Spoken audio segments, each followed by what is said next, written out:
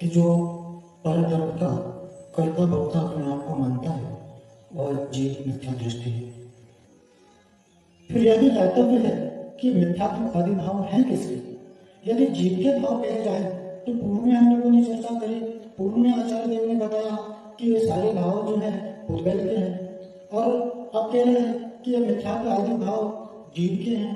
तो वास्तव में ये जीव के हैं या भूतगल के हैं, बात स्पष्ट किया जाए ऐसा यहाँ पर शंका उठी तो आचार्य ने गाथा के माध्यम से इसका समाधान किया। गाथा नंबर 87 एक बार फिर हम पाठ कर लेते हैं। मिच्छत्तम पुपादुह्यं जीवं जीवं ते वर्णाणं अविरति जोगो मोहो कोहादियागिने भावा। मिथ्या तो अविरति जोग मोहा ज्ञान और कषाय है, ये सभी जीवां जीव हैं, ये सभी विविध प्रकार हैं। और गाथा नंबर 88 में कहते हैं ओकर कम्मं मिच्छं जोगो अविरति अन्नाणं जीवं उर्गो अन्नाणं अविरति मिच्छं च जीवो दु। मिथ्यात्व आदि अजीव जो है सभी बुद्धगल कर्म है, मिथ्यात्व आदि जीव है जो वे सभी उपयोग है। क्या कहा यहाँ पर मिथ्यात्व आदि के लिए कहा क्या कि जो मिथ्यात्व कहा था वो मिथ्यात्व किस प्रकार का है, तो उसके दो भेद बताए। जीव और अजीव के भेद से दो प्रकार का मिथ्यात्व करने जाना। मिथ्यात्व के जीव और अजीव ये दो भेद कहे गए और इसी प्रकार अज्ञान के दो भेद जीव और अजीव, अविरति के दो भेद जीव और अजीव, और मोह और कोषाय आदि क्रोधादि कषाय आदि के भी सभी भेद का कहे जीव और अजीव के भेद से दो प्रकार के कहे गए। जिस प्रकार से मिथ्यात्व जीव मिथ्यात्व और अजीव मिथ्यात्व के भेद से दो प्रकार का है, उसी प्रकार से अज्ञान अविरति मोह और क्रोधादि कषाय ये सभी क्या है दो दो प्रकार के हुआ करते हैं। जीव और अजीव ये दो भेद बताए गए, जीव मिथ्यात्व और अजीव मिथ्यात्व। अजीव मिथ्यात्व को जान लेते हैं। मिथ्यात्व जो कर्म बनाए गए, मिथ्यात्व रूप जो कर्म प्रकृति है वह अजीव मिथ्यात्व है, और उस कर्म प्रकृति के फलस्वरूप उस कर्मों के यानी मिथ्यात्व कर्मों के फलस्वरूप जो आत्मा में मिथ्यात्व रूप भाव होते हैं, जो आत्मा में तत्वों के प्रति असंधान रूप भाव होते हैं, वह जीव मिथ्यात्व कहलाता है।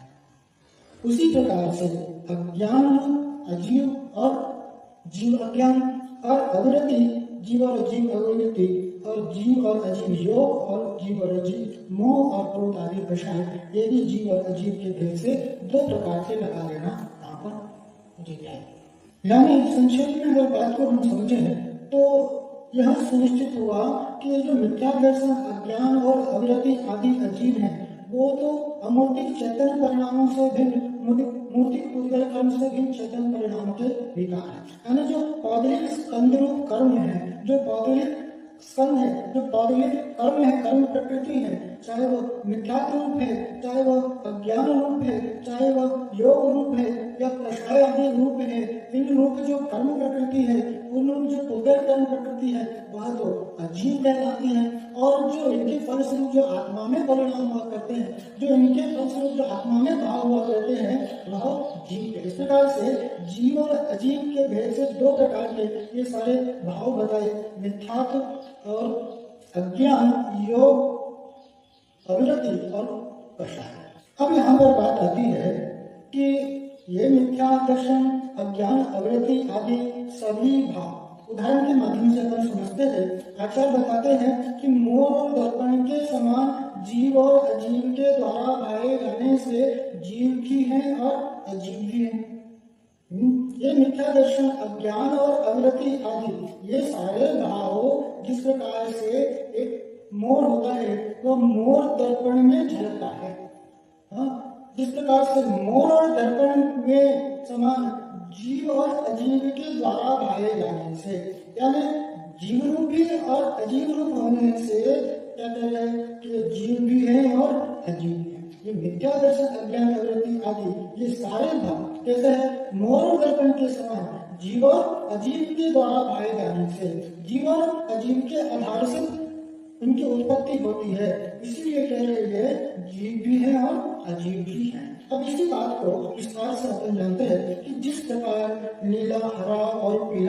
वर्णरूप भाव मोर के स्वयं के स्वभाव होने से मोर के द्वारा ही भाए जाते हैं।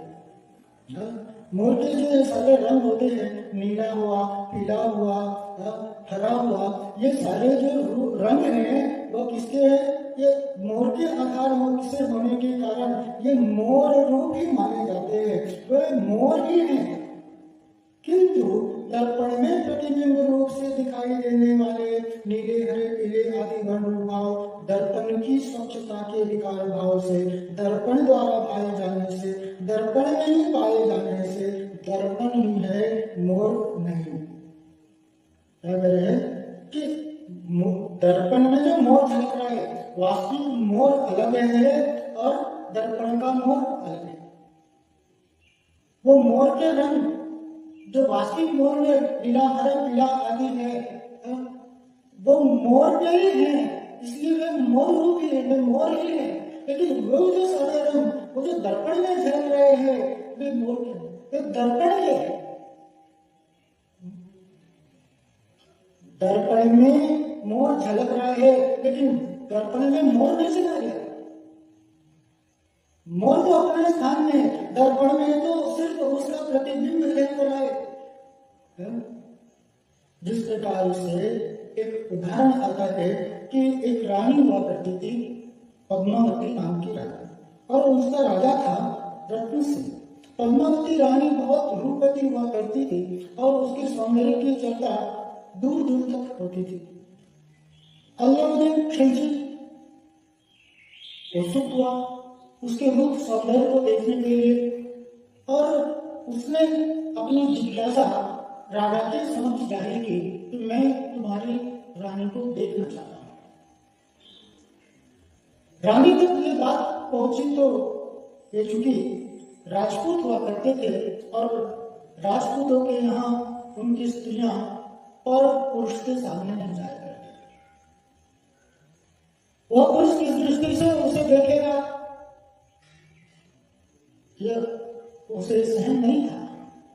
तो फिर यह निश्चित किया गया कि कुछ तो कुछ युक्ति लगाई जाए और एक पर्दे को बीच में डाला गया। पर्दे के इस पार रानी हुआ करेगी और पर्दे के इस पार वो राजा, वो अलाउद्दीन खिलजी हुआ करेगा और दर्पण में रानी का बिंब दिखेगा। दर्पण में रानी के बिंब को दिखाया गया और उसे क्या समझाया गया कि तुमने रानी को देख लिया। लेकिन रानी को वास्तव में क्या उसने देखा? जिस प्रकार से टीवी के माध्यम से आचार्य श्री विद्यासागर जी के दर्शन किए, तो आचार्य श्री विद्यासागर जी के दर्शन किए, इन्होंने देखा तो आचार्य श्री को देखा क्या? लेकिन जब आचार्य श्री के समक्ष जाते हैं तो ऐसा क्या लगता कि इनको पहले भी देख रखा,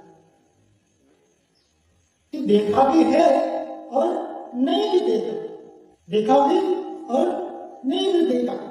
इसी प्रकार से यह है कि ज्ञान रूपी दर्पण में जगत के समस्त पदार्थ झलक रहे हैं और उन पदार्थों में अपना मन जो मानता है वह तो अज्ञानी हुआ करता है। लेकिन ज्ञानी अपने ज्ञान के माध्यम से अपने स्वरूप को जानता है। जो प्रतिबिंब में बिंब की कल्पना कर ले, जो दर्पण के मोर को ही मोर मान ले, उसका दुख कभी दूर नहीं हो सकता। जैसे कि कोई व्यक्ति ने कभी दर्पण को नहीं देखा और पहली बार दर्पण को खरीदने गया हो तो दर्पण की दुकान पर क्या करते हैं कि उस दर्पण की विशेषता को दिखाने के लिए, उस दर्पण की सुंदरता को दिखाने के लिए उस दर्पण के सामने अनेक प्रकार के सुंदर सुंदर पदार्थ रख दिया करते हैं, गुलदस्ता आदि अनेक प्रकार के पदार्थ वस्तु उस दर्पण के सामने रख दिया करते हैं और उन वस्तुओं का रूप रंग आदि दर्पण में झलकता है और इससे प्रभावित होकर के, इससे लुभा करके कोई व्यक्ति दर्पण को खरीद ले और दर्पण को खरीद करके जब वो घर जाता है तो घर जाकर के वो दर्पण को खोलता है तो वहां क्या पाता है कि सिर्फ और सिर्फ दर्पण। लेकिन उसकी अपेक्षा क्या थी कि दर्पण के साथ इसमें जो सारे पदार्थ देख रहे हैं वो भी सारे पदार्थ भी दर्पण के साथ मुझे प्राप्त होंगे। लेकिन वास्तविकता ऐसा नहीं है। दर्पण अलग है और उसमें झलकने वाले पदार्थ अलग है। जो स्वभाव को जानता है, जो स्वभाव को प्राप्त है, वह इन झलकन में, इन बाहरी तड़क भड़क में भटकता नहीं है। और इन झलकते हुए पदार्थों में जो अपना मन मानता वास्तव में वे क्या अपने हैं, वे अपने हो ही नहीं सकते। और उन्हें अपना मानकर या उनमें इष्ट अनिष्ट की कल्पना करना यह अज्ञानता है, यह मूर्खता है। दर्पण में अगर नोटों की गड्डियां झलके तो दर्पण में झलकने वाली नोटों की गड्डियां क्या हमें वस्तु की प्राप्ति करा सकती है? उस दर्पण से बाहर निकल के वो गड्डियां आ नहीं सकती। दर्पण के नोट, दर्पण का धन अलग है और वास्तविक धन अलग है। जिस प्रकार से एक कांच का महल था जिसमें दर्पण ही दर्पण लगा हुआ करते थे और शाम का समय था और जो उसका चौकीदार था वो सब दूर देख करके और उसने क्या किया, गेट को, मुख्य द्वार को बंद कर दिया। लेकिन इसी बीच में एक कुत्ता अंदर प्रवेश कर गया जो कि उस चौकीदार के द्वारा देखा नहीं गया। कुत्ता भी उस दर्पण रूप महल में बंद हो गया। और जब वो दर्पण की ओर देखता है तो उसे क्या होता है कि वो कुत्ता झलकता है और चारों तरफ कुत्ते ही कुत्ते, कुत्ते ही कुत्ते उसे दिखाई दे रहे हैं। तो कुत्ते का स्वभाव क्या होता है कि एक कुत्ता दूसरे कुत्ते को देखता है तो वो क्या करता है, भौंकता है। और जब उसने दूसरे कुत्ते को या अपने प्रतिबिंब को देखा तो क्या हुआ, तो उस बिंब ने भी क्या हुआ, उसको देखा और इसने भौंका तो सामने वाले बिंब ने भी भौंका और चारों तरफ से कुत्ते भौंक रहे हैं। उसे ऐसा प्रतीत हो रहा है और उसने क्या किया, छलांग लगाया, तो सामने वाले कुत्ते ने भी छलांग लगाया। और इसी प्रकार से सुबह जब चौकीदार ने महल को खोला तो उसमें वह कुत्ता लहूलुहान मरा हुआ पाया। विचार करने की बात है कि उस कुत्ते को छोड़ करके उस महल में दूसरा और कोई नहीं था, लेकिन उस कुत्ते को मारा तो किसने मारा? वो कुत्ता अपनी अज्ञानता, अपनी भूल के कारण मारा गया कि जब प्रतिबिंब में बिंब की कल्पना कर ले, दर्पण के मोर को ही जो वास्तविक मोर मान ले, वो तत्व को प्राप्त नहीं कर सकता, वो सत्य को नहीं प्राप्त कर सकता। ऐसा मान करके जगत के पदार्थों में इष्ट अनिष्ट की कल्पना मात्र और मात्र भ्रम है, मात्र और मात्र भूल है, मात्र और मात्र मान्यता है और कुछ नहीं। मान्यता में अगर भूत बैठ गए ना तो चारों तरफ भूत ही भूत दिखाई देते हैं और ये कल्पना का भूत है। एक बार क्या हुआ, किसी को चैलेंज दिया गया कि तुम अगर रात को शमशान में चले जाओ तो तुम्हें मानना, लेकिन वो भूत से बहुत डरता था। सत्य की बात थी तो वो रात को शमशान में चला जाता है और जाता है तो क्या हुआ, तो उसे डर लगती है, तो वो डर लगती है तो वहां से भागता है और भागता है तो जैसे ही वो भागता है तो उसे ऐसा लगता है कि किसी ने उसके पीछे से पकड़ लिया। वो जोर से चिल्लाने लग जाता है, भूत भूत भूत भूत भूत। और उसके साथी आते हैं और कहते हैं कि कहाँ है भूत? बोले मुझे पीछे से पकड़ रखा है भूत ने। बोले कोई भूत नहीं पकड़ने रखा, जरा पीछे मुड़ करके देख। और पीछे मुड़ करके देखता है तो क्या, कांटे में, झाड़ी के एक पेड़ के कांटे में उसकी धोती क्या हो गई, अटक गई थी। क्योंकि धारणा में ऐसा बैठा हुआ है कि भूत, तो वो धारणा का भूत उसे घर कर गया। और हुआ क्या कि कांटे में धोती फंसी हुई थी और उसे क्या लगा कि भूत ने पकड़ लिया। इसी प्रकार से ये जो जगत के सारे पदार्थ हैं, ये जो ज्ञान में सारे पदार्थ झलक रहे हैं, ये पदार्थ मेरे भूल है, मेरी अज्ञानता है।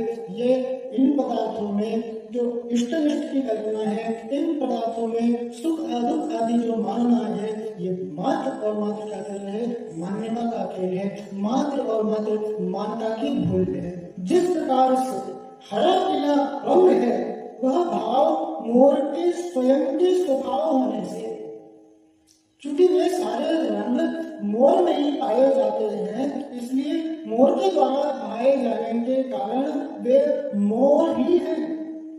किंतु दर्पण में जो प्रतिबिंब रूप से दिखाई देने वाला मोर है और नीले हरे पीले आदि वर्ण रूप में उसके भाव है, चूंकि वे दर्पण के आधार से झलक रहे हैं, दर्पण की जो स्वच्छता के विकार भाव से उत्पन्न है, दर्पण के द्वारा भाए जाने से, दर्पण में ही भाए जाने से दर्पण ही है, मोर नहीं है। ठीक इसी प्रकार से कह रहे मिथ्या दर्शन, अज्ञान, अवृत्ति आदि जो पौगलिक कर्मरूप भाव हैं, चूंकि वे पुद्गल के आधार से उत्पन्न होते हैं, इसलिए क्या है, पौगलिक। चूंकि इसका उपादान कौन है, पुद्गल है, इसलिए क्या है, वे अजीव के स्वयं के स्वभाव होने से अजीव द्वारा ही भाए जाते हैं। अतः कैसे हैं, अजीव ही है, किंतु पुद्गल कर्म के उद्यान से, उन पुद्गल कर्मों के उदय के फलस्वरूप जो आत्मा में उत्पन्न होने वाले मिथ्या दर्शन, अवृत्ति, योग, क्रोधादि कषाय रूप जो भाव है, वो चैतन्य के भाव होने से, चैतन्य के आधार से उत्पन्न होने के कारण, आत्मा में उत्पन्न होने के कारण आत्मा के द्वारा ही भाए जाते हैं, आत्मा में ही पाए जाते हैं, इसीलिए क्या कर रहे हैं, वे जीव ही हैं। यह बात सिद्ध करता है, आत्मा इन भावों का करता है, आत्मा मिथ्यात्वादी का करता नहीं है। आत्मा स्वयं के भावों का करता है, आत्मा जड़ के भावों का करता नहीं हुआ करता, आत्मा कर्म उदय रूप परिणाम का करता हुआ करता है, आत्मा कर्म के उदय के अनुसार जो भाव होते हैं उनका हुआ करता है, लेकिन आत्मा कर्मों का करता नहीं हुआ करता, न कर्म का करता हुआ करता है और न कर्म आत्मा के करता हुआ, न कर्म को करने वाला आत्मा होता है, न कर्म आत्मा के कुछ करने वाले होते हैं, कर्म के अधीन नहीं है आत्मा। क्या कहते हैं, हाँ भैया, जैसा जैसा कर्म का उदय था वैसा वैसा परिणाम होता है, हमारे बस में क्या है, अंतराय कर्म का उदय था इसलिए हमारे व्यापार में लाभ नहीं हुआ, ज्ञानावंती कर्म का उदय था इसलिए हमें ये बात भूल गए, तो ऐसा कोई जरूरी नहीं है। पूजन की पंक्तियां इस बात का निराकरण करती हैं।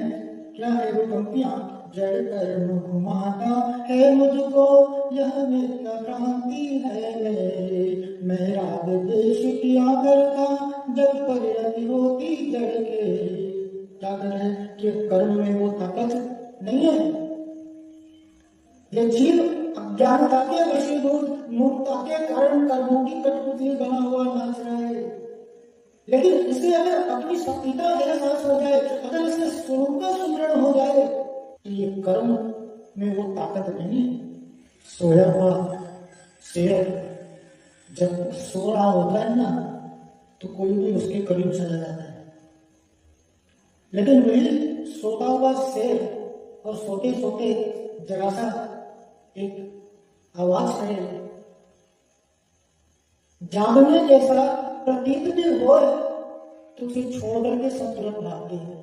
इसी प्रकार से आत्मा स्वयं में जाग जाए कि ये कर्म छोड़ करके उसे भाग जाते हैं, कर्मों में वह ताकत नहीं, कर्मों में वो क्षमता नहीं, तो वे इस आत्मा का कुछ बिगाड़ सके या वो इस आत्मा में परिवर्तन लाने का उन्हें कोई सामर्थ्य नहीं है। इस प्रकार से यह सुनिश्चित हुआ कि निश्चय से जो मिथ्या दर्शन, अज्ञान और अवृत्ति आदि है वे अजीब हैं, वे तो अमूर्तिक चैतन्य परिणामों से भिन्न, मूर्तिक पुद्गल कर्म से भिन्न चैतन्य परिणाम के विकार हैं। ये मिथ्या दर्शन, अज्ञान, अवृत्ति आदि भाव पौगलिक कर्म होने के कारण अजीब है, और यही मिथ्या दर्शन, अज्ञान, अवृत्ति, योग, क्रोधादि कषाय भाव क्योंकि आत्मा के भाव, आत्मा के परिणाम होते हैं, इसलिए क्या कहलाते हैं, वे जीव कहलाती है। इस प्रकार से जीव और अजीव रूप अपने इन चारों भावों को